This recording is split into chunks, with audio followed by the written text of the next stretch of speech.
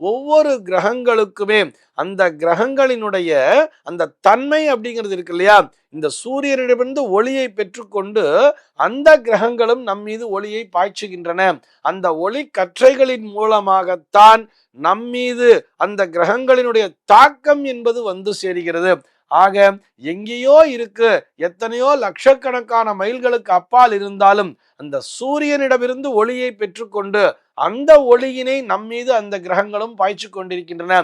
தங்களுடைய குணத்தோடு கலந்து, தங்களுடைய குணம் என்னவோ இயற்கையான குணம், இப்ப சந்திரன் எடுத்துட்டோம்னா சந்திரனுக்கான குணம் என்று நம்முடைய அறிஞர்கள்லாம் எப்படி பிரிச்சிருக்கான்னு சொல்லி பார்த்தோம்னா, சந்திரனுக்கு வந்து அன்பு, பாசம், கருணை போன்ற குணங்கள்லாம் உண்டு அப்படின்னு சொல்றார். செவ்வாய் அப்படிங்கிற ஒரு கிரகத்திற்கு வீரத்தினை தரக்கூடிய கிரகமாக பார்க்கிறார்கள். குருங்கிற கிரகம் வந்து நீதி, நேர்மை, நாணயத்தை பற்றி பேசுகிறது. அது போன்ற குணங்களை நம் மீது செலுத்துகிறது அப்படிங்கிற மாதிரி சொல்ற.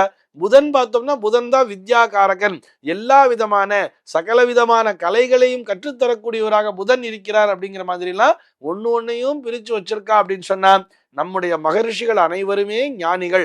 தங்களுடைய ஞானக்கண்ணால் பார்த்து இந்த கிரகங்களுக்கு இந்த தன்மை என்பது இருக்கும்.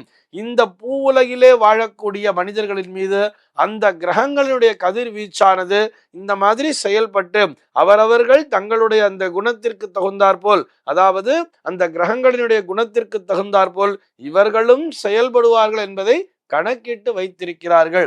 இந்த ஒளி அறிவியலைத்தான், ஏன்னா ஒளி இல்லைன்னா இந்த ஜோதிடம்ங்கிறதே கிடையாது. இந்த ஒளி இயல் அப்படின்னு கூட நம்ம எடுத்துக்கலாம். அதைத்தான் ஜோதிஷம் அப்படின்னு சொன்ன. ஜோதின்னு சொன்னா நமக்கு ஒளிங்கிறது தெரியும் இல்லையா. இசம்னு சொன்னா இப்போ ஒரு ஹிப்னாட்டிசம் அப்படின்னு சொல்றா, மேனரிசம் சொல்றா இல்லையா, தன்மை அப்படின்னு சொல்றோம் இல்லையா. அது போன்று அந்த ஒளியை பற்றிய ஒரு படிப்பு, அந்த ஒளியியல் என்பதுதான் இந்த ஜோதிடம் என்பது. ஆக எங்கோ இருக்கக்கூடிய கிரகங்கள் இங்கே இருக்கக்கூடிய மனிதன் மீது எப்படி தாக்கத்தினை செலுத்தும் என்பதற்கு தற்காலத்தில் இருக்கக்கூடிய அந்த சேட்டிலைட் என்பதே ஒரு மிகச்சிறந்த உதாரணம். எங்கேயோ இருக்கக்கூடிய சேட்டலைட் மூலியமா நம்ம டக்கு டக்கு டக்குன்னு மெசேஜ் அனுப்புறோம். இந்த உலகத்தையே நம்ம ஒரு கையில இருக்கக்கூடிய மொபைல் மூலியமா நம்ம கண்ட்ரோல் வச்சுக்கலையா. அதே போலத்தான் மனிதன் ஏவிய அந்த செயற்கைக்கோளுக்கே இத்தனை பலம் இருக்கிறது என்று சொன்னால், இயற்கையிலேயே இருக்கக்கூடிய ஆண்டவனால் படைக்கப்பட்ட அந்த கோள்களுக்கும் சர்வ நிச்சயமாக பலம் என்பது உண்டுதானே.